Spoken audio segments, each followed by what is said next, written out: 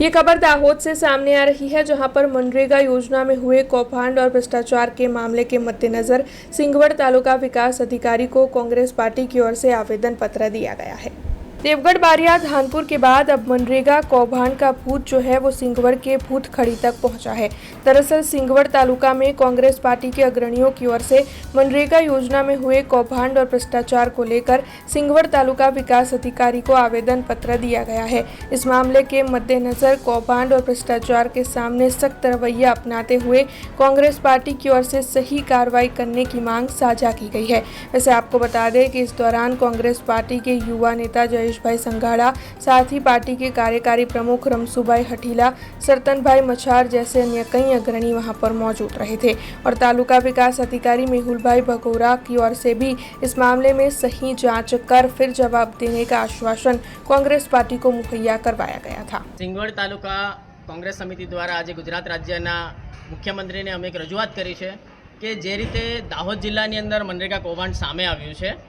અને બારિયા અને ધાનપુરમાં જે રીતે લગભગ 71 કરોડનું એક કથિત ભ્રષ્ટાચાર સામે આવ્યો છે અને સમગ્ર ગુજરાતની અંદર આ ભ્રષ્ટાચારની ચર્ચા છે,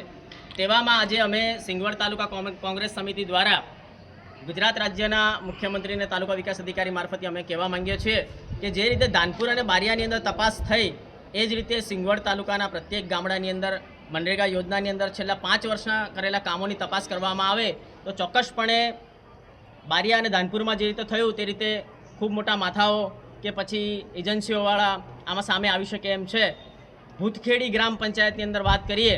તો આ મનરેગાનું ભૂત ધૂણતું ભૂતખેડી ગ્રામ પંચાયતમાં પણ આવ્યું છે। તાલુકા વિકાસ અધિકારી મારફતે અમે છેલ્લા 4 મહિના પહેલાં આ જ ભૂતખેડી ગ્રામ પંચાયત બાબતે રજૂઆત કરી હતી કે ભૂતખેડી ગ્રામ પંચાયતની અંદર ઘણા બધા કામો કાગળ પર થયેલા છે અને ગઈકાલના જ વર્તમાનપત્ર ન્યૂઝપેપરની માધ્યમથી આજના જ ન્યૂઝપેપરના માધ્યમથી આપણે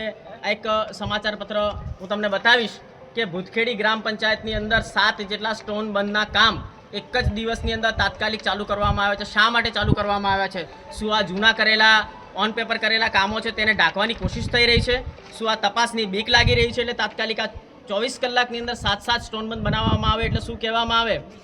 એટલે આજે તાલુકા વિકાસ અધિકારી મારફતે અમે આ રજૂઆત કરી છે। સાથે સાથે મારે સ્થાનિક માનીને સાંસદશ્રીને કહેવું છે કે સ્થાનિક વિસ્તારમાં સાહેબ આપની લોકપ્રિયતા હજી પણ હોય એવું લાગી રહ્યું છે, તો આપ પણ સાહેબશ્રી અહીંયા આ બાબતની અંદર નિષ્પક્ષ તપાસ થાય એ દિશામાં પગલાં ભરશો, અન્યથા લોકલ ભારતીય જનતા પાર્ટી અને સ્થાનિક આ મનરેગા તંત્ર ભેગું થઈ અને તમારી આ સત્તા ખાઈ જશે। સ્થાનિક લેવલ પર કંઈ કામ થયા નથી, સંપૂર્ણપણે બોગસ અને બધું ઓન પેપર ચાલી રહ્યું છે।